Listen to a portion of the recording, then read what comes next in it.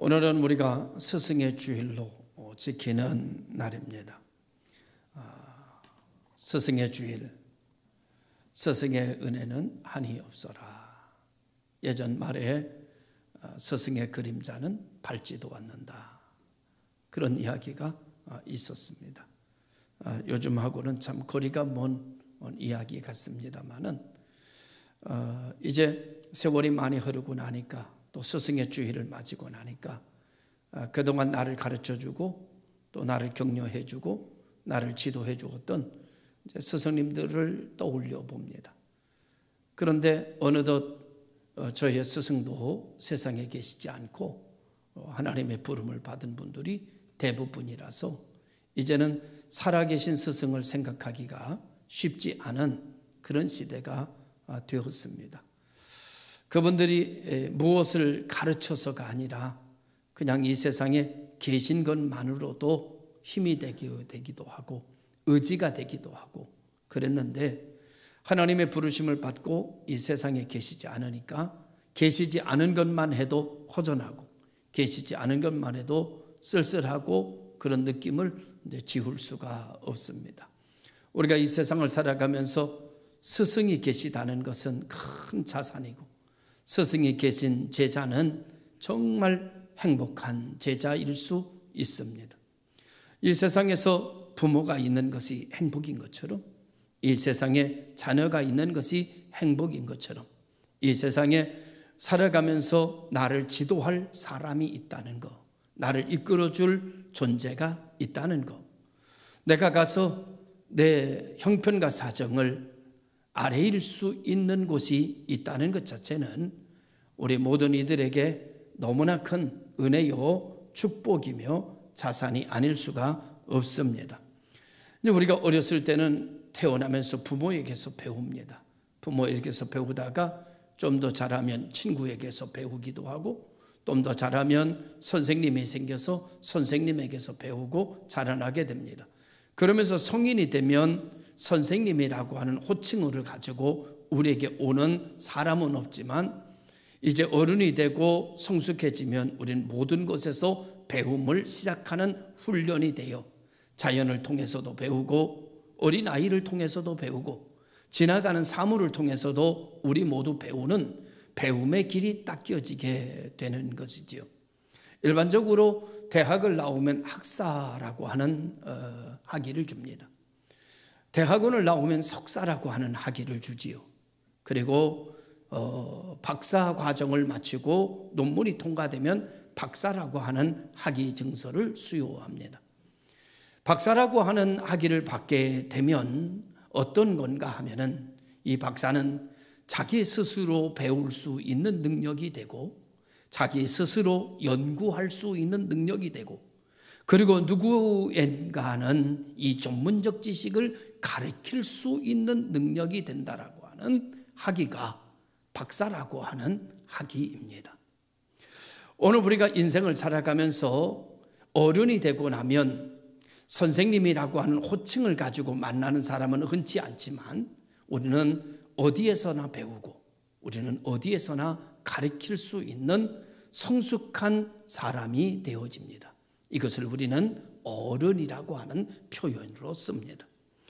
오늘 우리가 이런 의미로 볼 때에 배움이라고 하는 자세와 배움이라고 하는 마음을 열어놓고 살아가는 사람은 성숙한 사람이다, 어른이다, 성화되어져 가는 사람이다, 좀 멈추지 않고 성장하는 사람이다. 이런 여러 가지 표현을 사용할 수 있다고 생각합니다.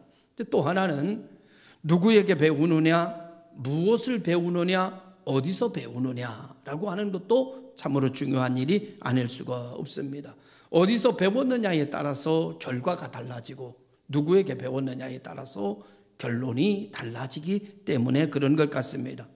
사람의 형성은 세 가지로 형성이 되었다고 성경은 이야기하는데 하나는 영적인 존재로 형성이 되고 또 하나는 육적인 존재로 형성이 되고 또 하나는 물질적인 존재로 형성이 됩니다. 사람은 이 세 가지의 형성을 가지고 살아가게 되는데 이 영적인 이 존재가 성장하고 배우는 것은 무엇을 통해서 우리가 배울까라고 하는 것을 볼 때에 저는 세 가지로 이야기할 수 있습니다. 하나는 영적인 존재의 영적인 것은 성경을 통해서 배운다. 두 번째로는 기도를 통해서 배운다. 세 번째로는 순종을 통해서 배운다라고 볼 수가 있습니다. 우리가 이 세 가지를 통해서 배우다 보면 무엇을 경험하게 되는가 하면은 하나님을 경험하게 되고, 세 가지를 통해서 우리는 하나님을 만나게 되고 하나님을 체험하게 되는 역사가 일어나게 됩니다. 이 세 가지 속에는 누가 역사를 하는가 하면은 성령 하나님께서 역사를 하심으로 주께로 더 가까이, 주가 내 안에 내가 주 안에 거하여 많은 열매를 맺는 것을 성경은 우리들에게 이야기해 주고 있습니다. 첫 번째로 우리는 성경을 통해서 배워야 하고, 성경을 통해서 알아야 하고, 성경을 통해서 경험할 수 있음을 성경은 우리에게 이야기하는데, 디모데후서 3장 16절에 모든 성경은 하나님의 감동으로 된 것으로 교훈과 책망과 바르게 함과 의로 교육하기에 유익하니 이는 하나님의 사람으로 온전하게 하며 모든 선한 일을 행할 능력을 갖추게 하려 함이라. 이렇게 말씀하고 있습니다. 오늘 우리가 선한 일을 하는 능력이 어디 있는가 하면은 성경에 있고, 그 성경의 능력을 내가 가질 때에 오늘 우리는 바르게 살 수 있고 교훈과 책망과 바르게 함이 우리 속에 들어오는 역사가 일어나게 된다. 어떻게 이런 일이 일어날 수 있는가? 왜냐하면 모든 성경은 하나님의 감동으로 된 것이기 때문에 그렇다. 이렇게 성경은 우리에게 이야기합니다. 오늘 우리 모든 성도들이 하나님의 말씀을 들고 다니는 것도 중요하고 가지고 다니는 것도 중요하지만 더 중요한 것은 펼쳐서 그 하나님의 말씀을 읽을 때 그 말씀 속에서 우리는 성령의 감동을 받게 되고, 그 말씀 통해서 우리는 하나님의 뜻이 이루어지는 것을 체험하는 역사가 일어나게 된다고 말씀해 주고 있습니다. 오늘 우리가 들고 다니는 이 하나님의 말씀 성경은 어느 정도의 능력이 있는가 하면 빛이 있으라 하심에 빛이 있어지는 전능한 능력을 지니고 있는 구절입니다. 전능한 능력을 지니고 있는 성경입니다. 그러므로 이 성경을 펼쳐서 읽고 이 성경으로 말하면 역사가 바뀌어지게 되고 빛이 찾아오는 놀라운 은혜를 잊게 되는 그 구절이 바로 오늘 우리 손에 들려있는 하나님의 말씀인 신구약 성경입니다. 그러므로 오늘 우리들은 이 말씀을 통해서 배울 줄 알고, 말씀을 통해서 들을 줄 알고, 말씀을 통하여 우리는 살아갈 줄 아는 믿음의 성도들이 되기를 원합니다. 히브리서 4장 12절에서 13절에는 또한 이런 하나님의 말씀이 있습니다. 하나님의 말씀은 살아있고 활력이 있어 좌우의 날선 어떤 것보다 예리하여 혼과 영과 및 관절과 골수를 찔러 쪼개기까지 하며 또 마음과 마음의 생각과 뜻을 판단하나니 그랬어요. 여러분, 이 하나님의 말씀을 우리가 읽고 하나님의 말씀을 경청하고 하나님의 말씀을 붙잡으면 삶 속에 막 활력이 생긴다는 거예요. 이 말씀은 활력이 있다는 거예요. 할렐루야. 오늘 시간 지치고 오늘 시간 한숨 짓고 막막해서 온 성도들이라 할지라도 하나님의 말씀을 경청하면 세계 모든 민족 위에 뛰어나게 하신다는 거예요. 하나님의 말씀을 경청하면 여러분 들에서도 복을 받고 집안에서도 복을 받는다는 거예요. 하나님의 말씀은 이런 복의 능력이 있다는 거예요. 오늘 우리 모든 성도들이 하나님의 말씀을 통하여 활력을 되찾는 성도들이 되시기를 주님의 이름으로 축원합니다. 그래서 우리는 말씀을 통해서 배워야 돼. 말씀이 우리의 스승 되시기를 주님의 이름으로 축원합니다. 하나님의 말씀은 죽은 말씀이 아니고 하나님의 말씀은 살아있는 말씀이고 하나님의 말씀은 지치는 말씀이 아니라 하나님의 말씀은 활력이 있는 말씀이에요.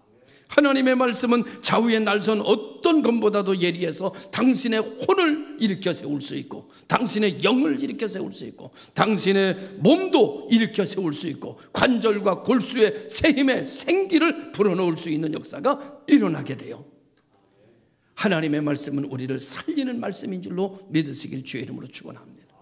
하나님의 말씀을 선포하라. 그래가지고 선지자가 하나님의 말씀을 선포하니까 사방에서 생기가 들어가서 마른 뼈들이 살아나는 역사가 일어나는 에스겔 골짜기의 성경을 우리에게 보여주면서 하나님의 말씀은 활력이 있다. 말씀을 펼쳐라. 말씀을 통해서 들어라. 말씀을 통해서 읽어라. 말씀을 통해서 들어라. 말씀을 통해서 나아가라. 하나님이 우리와 함께 하실 것이다. 오늘 성경은 우리들에게 말씀이 우리의 스승인 것을 이야기하고 있습니다.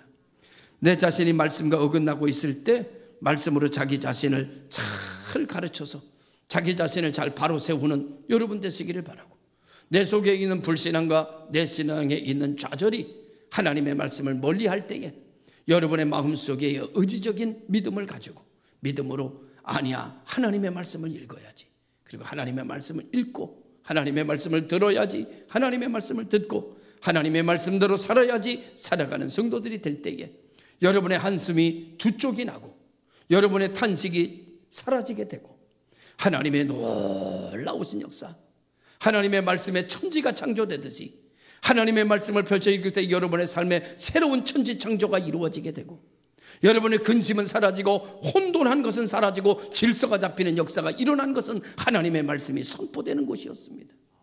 어둠이 걷히는 것은 하나님의 말씀이 선포될 때에 어둠이 사라지는 역사가 일어났어요.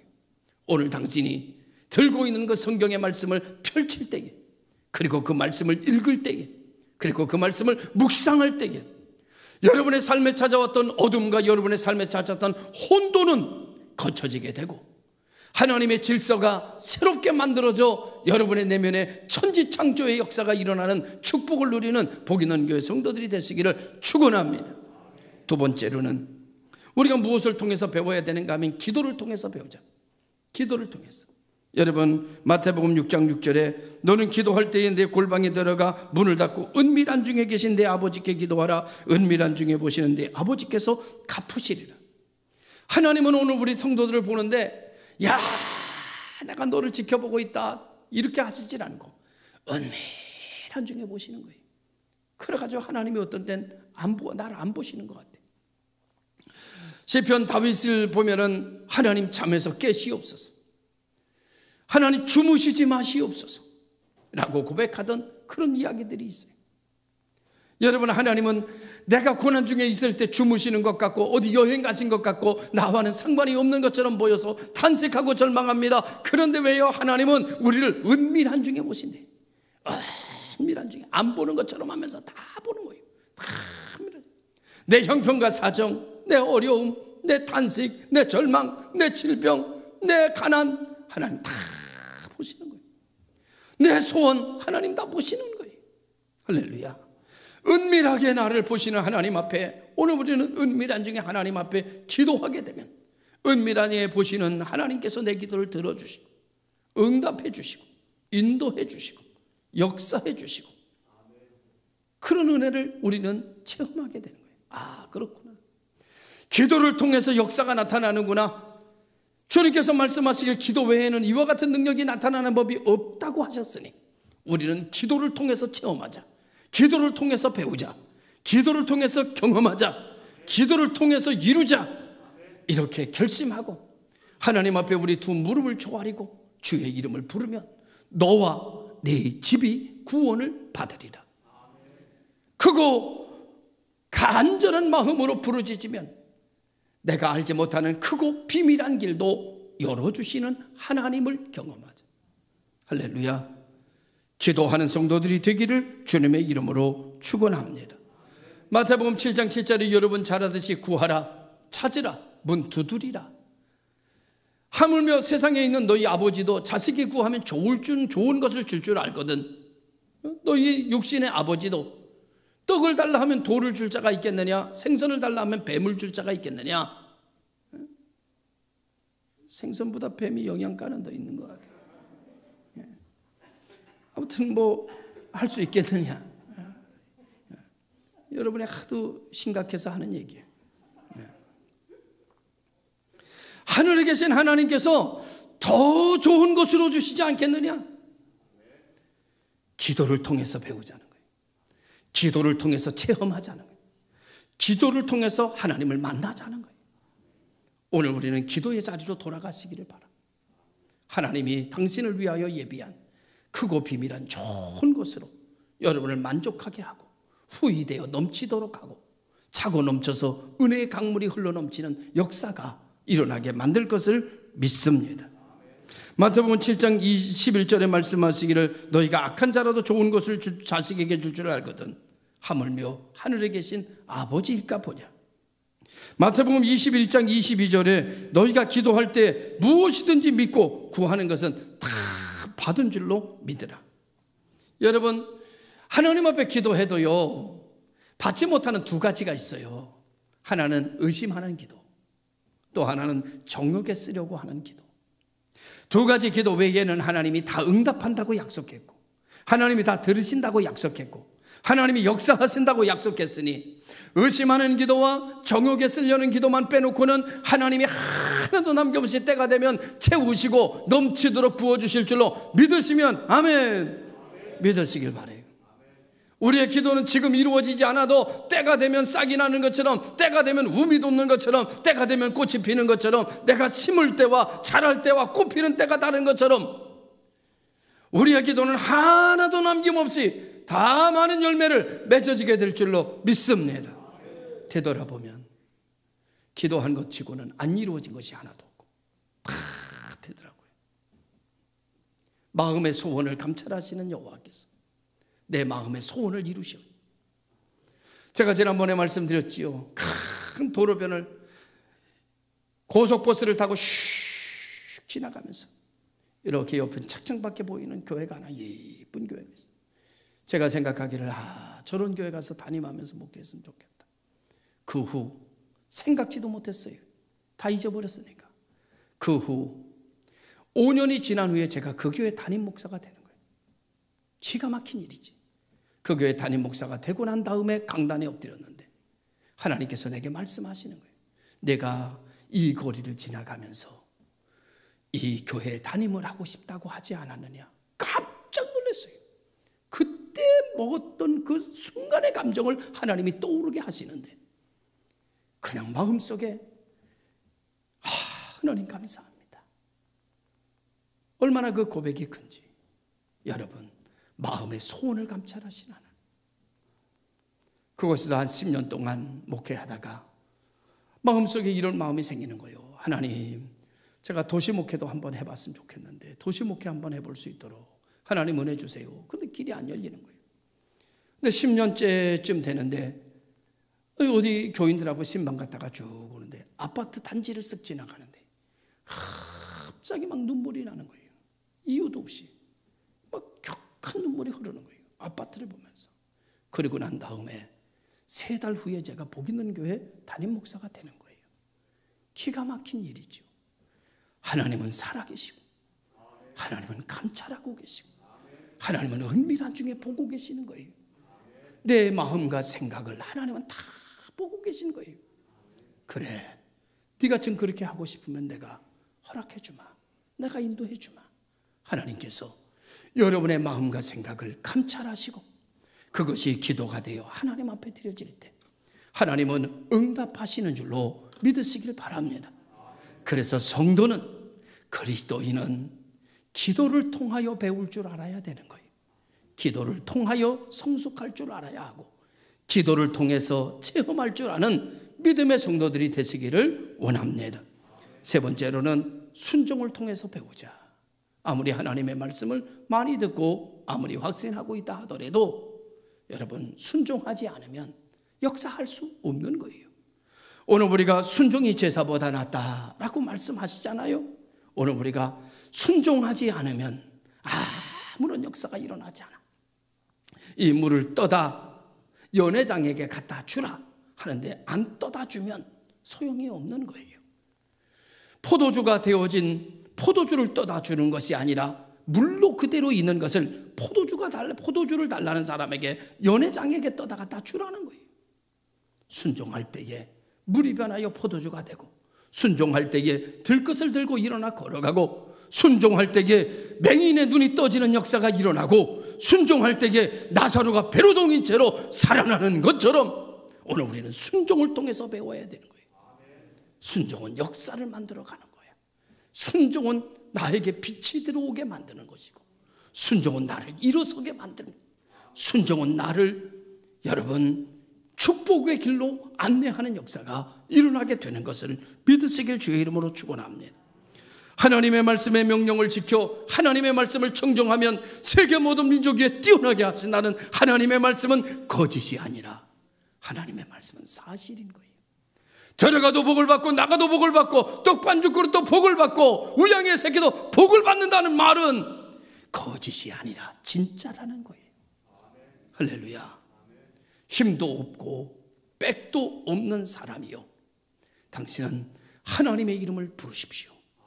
너와 내 집이 구원을 얻게 될 것이고 명문가로 바뀌어지는 역사를 당신 눈앞에 보게 될 것이고 믿음가로 바뀌어지는 역사가 일어나게 될 것이며 하나님의 가문으로 바뀌어지는 역사가 일어나게 되는 2020년도 가정의 달을 만들어가는 역사의 시작이 이루어질 줄로 믿습니다.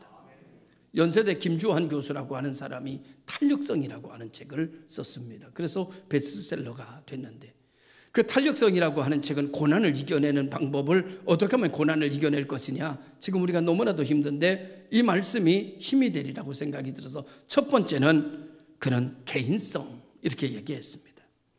일반적으로 사람들이 이렇게 얘기합니다. 힘들고 어려운 거 왜 나만 이렇게 어려운가? 다른 사람들 보면 다 잘 사는 것 같은데 왜 나만 이렇게 힘들지? 왜 나만 이렇게 고통스럽지? 왜 우리 가정만 이러지? 라고 생각하기 때문에 고통이 가중된다는 거예요. 그런데 생각해 보면 여러분 모두 다 어려운 겁니다. 세상에 사는 사람 치고 고난을 당하지 않는 사람은 단 1명도 없어요. 고민거리가 없는 사람은 단 1명도 없어요. 고민거리가 없는 사람은 정상이 아닙니다. 여러분, 고민거리가 있는 사람이 정상입니다. 비정상적인 사람이라야 고민거리가 없습니다.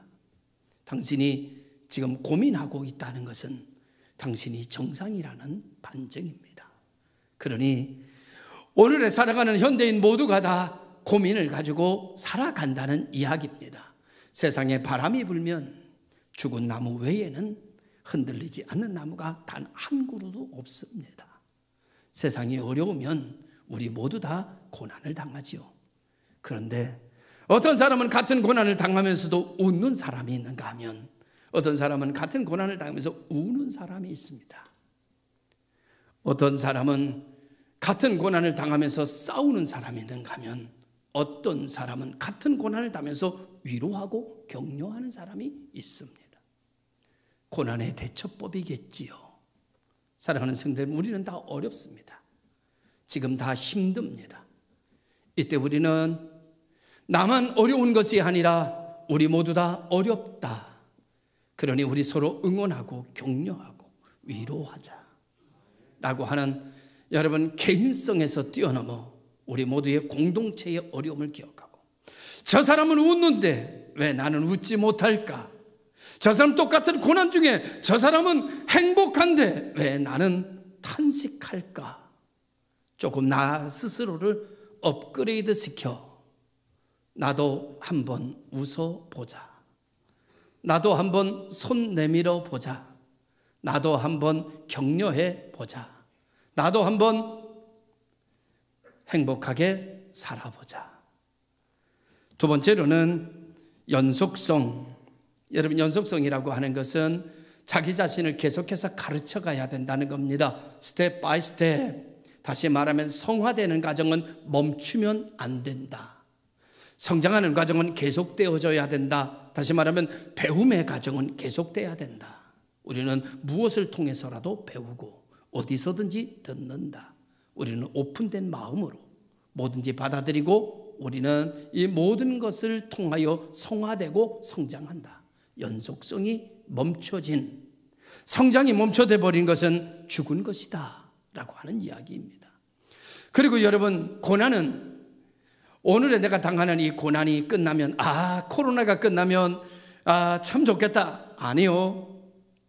코로나 때 바로 살지 못하면, 코로나가 끝나면 바로 살 것 같지만 코로나가 끝나면 또 다른 문제가 생깁니다. 여러분, 세상은 연속성이에요. 이 고난만 끝나면 고난이 다 끝나는 게 아니라 또 다른 고난과 씨름해야 합니다.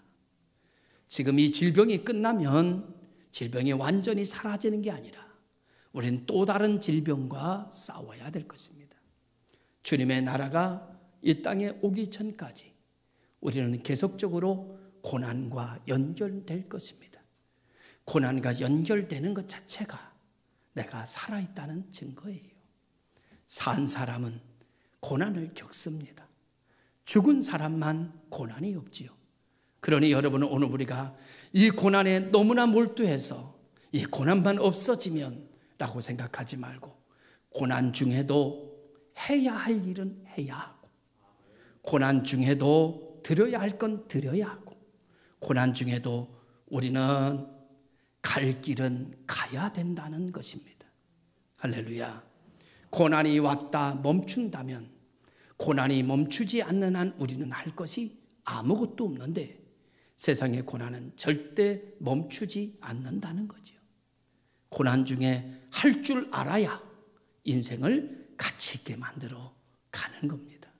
세 번째로는 여러분, 보편성, 모양은 달라도 우리 다 함께 가고 있다. 여러분, 네 번째로는 필연성입니다. 이 필연성이라고 하는 것은 이렇게 설명하고 있더라고요. 이 고난은 내게 필요한 것이다. 이렇게 필요 없는, 안 당해도 되는 고난을 내가 겪는 것, 재수 없어서, 운이 나빠서 왜 내가 이런 고난을 당하느냐가 아니라, 고난을 대하는 태도가 이것은 내가 겪어야 할 일이다 라고 생각하는 겁니다. 내가 이겨내야 할 일이다, 내가 겪어야 할 일이기에 내게 왔다, 이렇게 보라는 거예요. 오늘 우리 모든 성도들이 이와 같이 오늘 우리가 이 고난을 잘 감당하고 이 고난 중에서도 해야 할 일을 하며 가야 할 길을 걸어가면서 극복해낼 때 이 고난은 축복의 모습으로 바뀌어진다는 겁니다. 은혜의 현장으로 바뀌어지게 된다는 것이지요. 여러분, 이 고난의, 질병의 고난에 대해서 성경은 우리에게 한 사람을 소개하고 있습니다. 그 사람이 누군가 하면 사도 바울인데, 그는 몸이 몹시 좋지 않아서 하나님 앞에 3번씩이나 기도했다. 다시 말하면 완전하게 응답받기에 부족함이 없을 정도로 기도했다. 그런데 하나님의 은혜가 그에게 임하였다. 내 은혜가 내게 족하다.